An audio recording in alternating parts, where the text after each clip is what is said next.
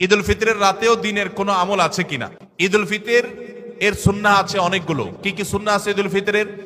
ঈদের চাঁদ ওঠার পর থেকে প্রথম আমল হলো ফিতরা দেওয়া। পরিবারের সবার তরফ থেকে গরিব অভাবী লোকদের কাছে, আপনার পরিবারে 5 জন হলে 5 জনের পক্ষ থেকে ফিতরা আপনি খাবার পৌঁছে দিবেন গরিবের বাসায়। এটা হলো প্রথম আমল। দ্বিতীয় হলো ঈদের চাঁদ দেখা গেছে, তাকবীর শুরু করবেন, আল্লাহু আকবার, আল্লাহু আকবার, লা ইলাহা ইল্লাল্লাহু, আল্লাহু আকবার, আল্লাহু আকবার ওয়ালিল্লাহিল হামদ। বেশি বেশি করে পড়তে থাকবেন। এটা পুরুষ হোক নারী হোক সবাই, পুরুষ একটু জোরে জোরে, মহিলা একটু আস্তে আস্তে। অবশ্য ওইটা ঈদগাহে আসার সময় জোরে জোরে পড়বেন, একইদে জোরে একইদে আস্তে, কিন্তু এমনি স্বাভাবিক অবস্থায় সাধারণ গতিতে পড়বেন, নারী পুরুষ সবাই যার যার মতো করে তাকবীর। এবং বিশেষ করে এই তাকবীর এটা জিলহজের প্রথম দশকে পুরো দশক ধরেই পড়তে হয়।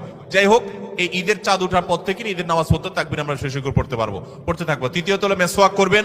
4 নম্বর হলো গোসল করবেন ঈদের দিন উপলক্ষে। 5 নম্বর হলো সুন্দর পোশাক পরবেন, যা আছে এর মধ্যে সুন্দর, নতুন হওয়া জরুরি না।